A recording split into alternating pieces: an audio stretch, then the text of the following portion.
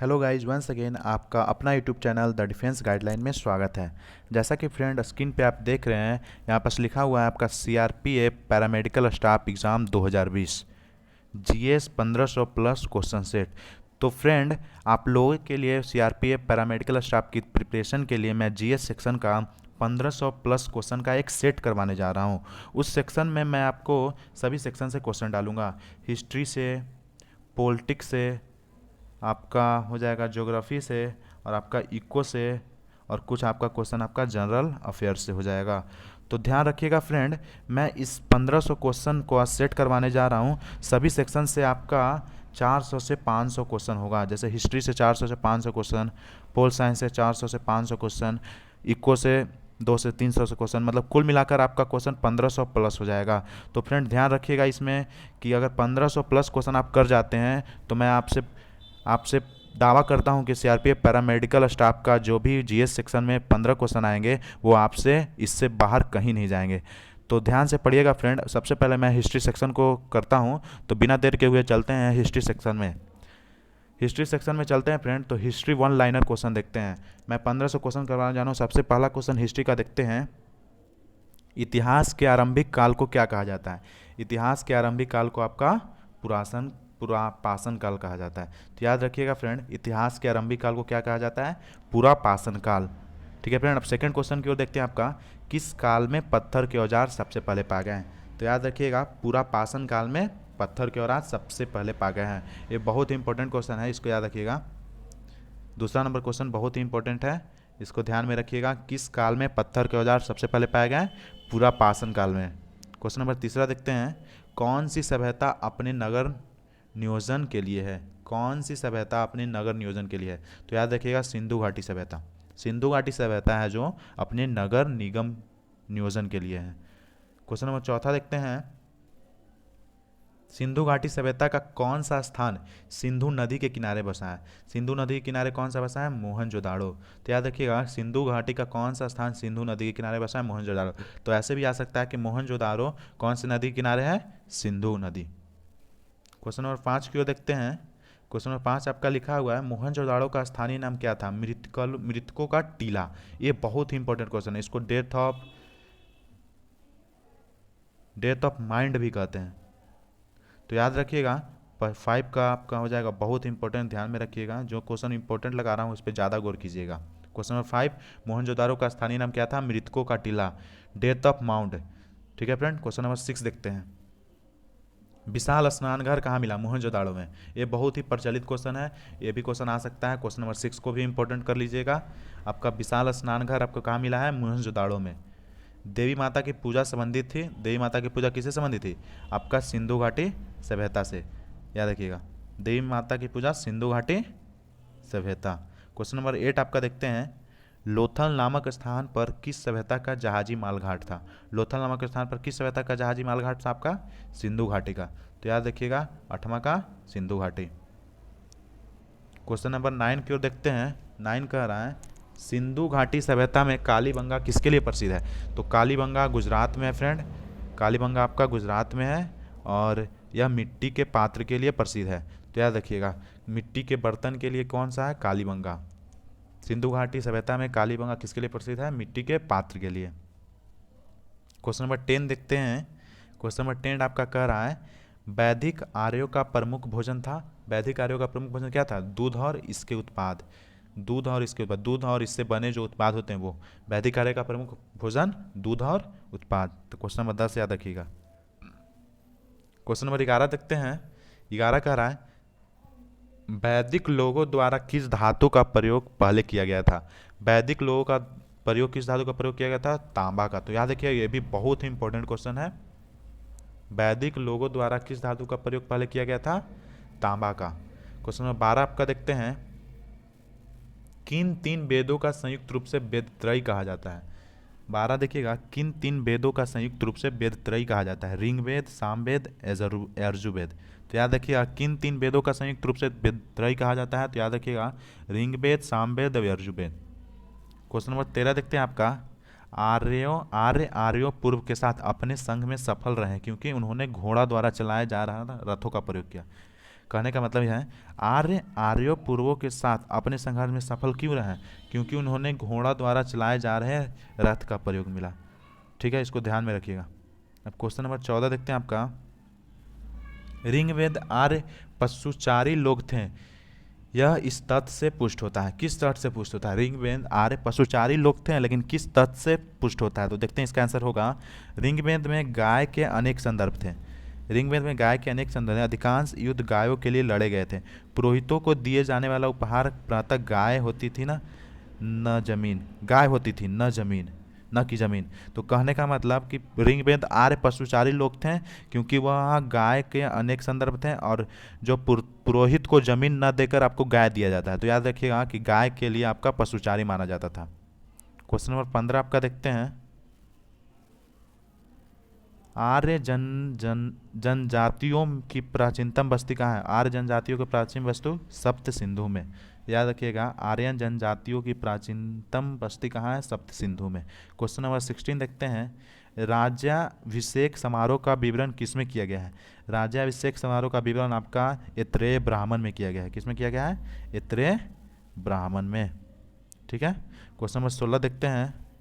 Question 17 देखते हैं। प्रसिद्ध गायत्री मंत्र कहाँ से लिया गया है? तो गायत्री मंत्र आपका ऋग्वेद से लिया गया है। ठीक है, गायत्री मंत्र आपका कहाँ से लिया गया है? ऋग्वेद से। तो ये बहुत ही इंपॉर्टेंट क्वेश्चन है।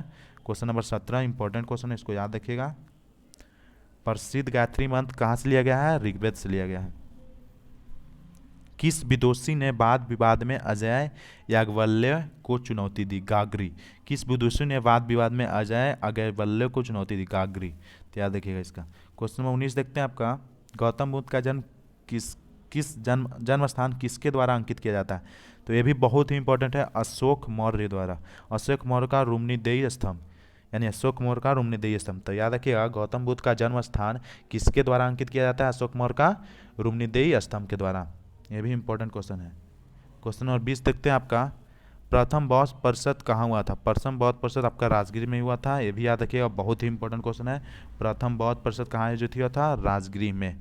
जितना भी इंपॉर्टेंट क्वेश्चन लगवा रहे हैं फ्रेंड, वो बहुत ही इंपॉर्टेंट है। आशा करता हूँ कि उन सभी में से क्वेश्चन आपको पैरामेडिकल स्टाफ में देखने को मिलेंगे।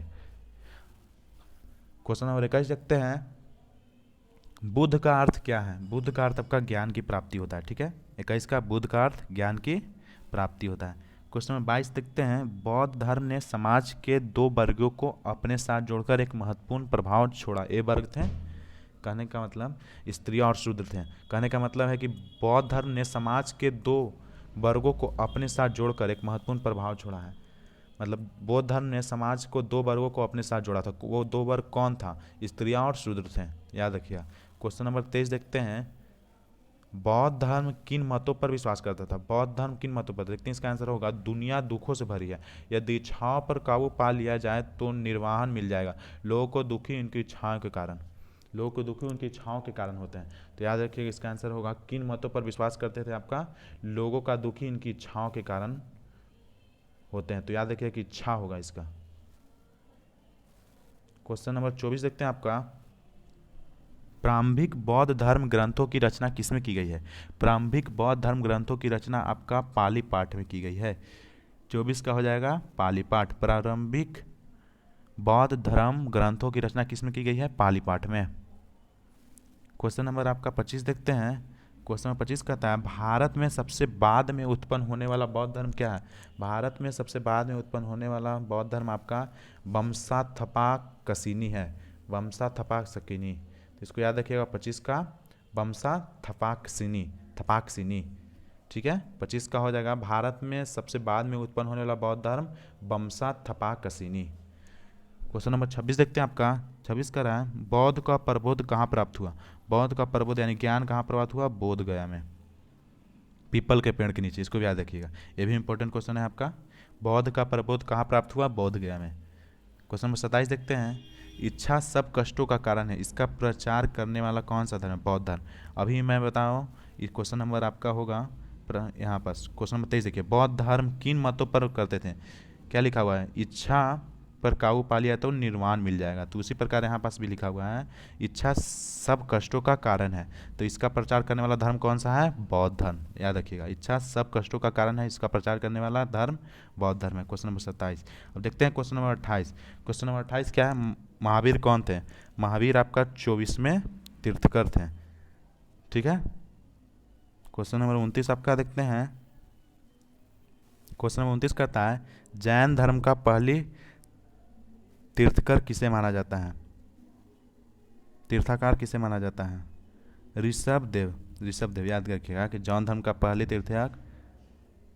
तीर्थकर आपका किसे है? ऋषभ देव। जैन धर्म का पहले तीर्थकर ऋषभ देव। क्वेश्चन नंबर 30 देखते हैं आपका, जैन साहित्य का क्या कहते हैं? जैन साहित्य को आपको अंग कहते हैं। तो याद रखिएगा, जैन साहित्य को क्या कहते हैं? अंग कहते हैं। क्वेश्चन नंबर 31 देखते हैं, दक्षिण भारत में प्रसिद्ध जैन केंद्र स्थित है। ये भी बहुत ही इंपॉर्टेंट क्वेश्चन है, इसको याद रख लिएगा। दक्षिण भारत में प्रसिद्ध जैन केंद्र कहाँ है? श्रवणबेलगोला में। श्रवणबेलगोला में। क्वेश्चन नंबर 32 देखते हैं आपका, भारत में सबसे पुराना लोहा युग जुड़ा हुआ है चित्रित धूसर मृत भांडों के साथ। तो याद रखिएगा, इसका आंसर होगा चित्रित धूसर मृत भांडों के साथ। भारत में सबसे पुराना लोहा युग जुड़ा हुआ है चित्रित धूसर मृत भांडों के साथ। क्वेश्चन नंबर 33 देखते हैं आपका, मगध के उत्थान के लिए कौन सा प्रथम शासक उत्तरदायी था? मगध के उत्थान के लिए प्रथम शासक बिंबिसार था। तो याद रखिएगा, ये भी बहुत ही इंपॉर्टेंट क्वेश्चन है। मगध के उत्थान के लिए कौन सा प्रथम शासक उत्तरदायी था? बिंबिसार। क्वेश्चन नंबर 34 देखते हैं आपका, प्राचीन काल में स्रोत सामग्री लिखने के लिए प्रयुक्त होता था? कौन सी भाषा की जाती थी? प्राचीन काल में स्रोत सामग्री लिखने के लिए कौन सी भाषा प्रयुक्त होती थी? संस्कृत भाषा। Question number 34। अब क्वेश्चन नंबर 25 देखते हैं आपका, अलेक्जेंडर और पोरस ने लड़ी थी कहाँ में? मतलब अलेक्जेंडर सिकंदर को ही कहा जाता है। तो याद रखिएगा, एक क्वेश्चन यहाँ से बन जाता है, अलेक्जेंडर के नाम से सिकंदर को जाना जाता था, और पोरस ने लड़ाई लड़ी थी, सिकंदर और पोरस ने लड़ाई लड़ी थी झेलम में। ठीक है। क्वेश्चन नंबर 36 देखते हैं आपका, यहूदियों के धार्मिक पाठ का नाम है मूसा साहिब। यहूदियों के धार्मिक पाठ का नाम है मूसा साहिब। क्वेश्चन नंबर 37 देखते हैं, महाभाष्य लिखा था पतंजलि ने। महाभाष्य किसने लिखा था? पतंजलि ने। तो ये बहुत ही इंपॉर्टेंट क्वेश्चन है, याद रख लीजिएगा कि महाभाष्य किसकी रचयिता है? पतंजलि ने। क्वेश्चन नंबर 38 देखते हैं, यूनानियों को भारत से बाहर किसने निकाला? यूनानियों को भारत से बाहर चंद्रगुप्त मौर्य ने निकाला। तो याद रखिएगा कि यूनानियों को भारत से बाहर किसने निकाला? चंद्रगुप्त मौर्य को। ये भी याद रखिएगा, ये भी बहुत ही इंपॉर्टेंट क्वेश्चन है। यूनानियों को भारत से बाहर को निकाला? चंद्रगुप्त मौर्य ने। क्वेश्चन नंबर 39 देखते हैं आपका, चंद्रगुप्त मौर्य का पुत्र कौन था? चंद्रगुप्त मौर्य का पुत्र बिंदुसार था। चंद्रगुप्त मौर्य का पुत्र बिंदुसार था। क्वेश्चन नंबर 40 देखते हैं, बिंदुसार के समय में अशांति कहाँ थी? बिंदुसार के समय में अशांति आपकी तक्षशिला में थी। तो याद रखिएगा, क्वेश्चन नंबर 40 का आंसर होगा तक्षशिला। बिंदुसार के समय में अशांति कहाँ थी? तक्षशिला में।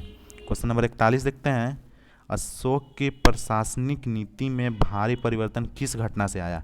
कलिंग युद्ध से। अशोक की प्रशासनिक नीति में भारी परिवर्तन किस घटना से आया? कलिंग युद्ध से। क्वेश्चन नंबर 42 देखते हैं आपका, 42 कहता है, देवानामा प्रिय के नामक के से कौन विख्यात है? देव नाम के प्रिय के नाम से कौन विख्यात है? आपका अशोक। बहुत इंपॉर्टेंट क्वेश्चन है। देवानामा प्रिय के नाम से कौन विख्यात है? आपका अशोक। अशोक को क्या कहा जाता था? देवानामा प्रिय। क्वेश्चन नंबर 43 देखते हैं आपका, 43 कहता है, कलिंग युद्ध के बाद किसने महाराजा अशोक के रूपांतर को दर्ज किया? रॉक एडिक्स 13 मतलब रॉक एडिक्स 13 में आपको कलिंग युद्ध के बाद किसने महाराजा अशोक को रूपांतर को दर्ज किया? ठीक है। तो इसका आंसर हो जाएगा आपका रॉक एडिक्स 13। क्वेश्चन नंबर 44 आपका देखते हैं, 44 कह रहा है,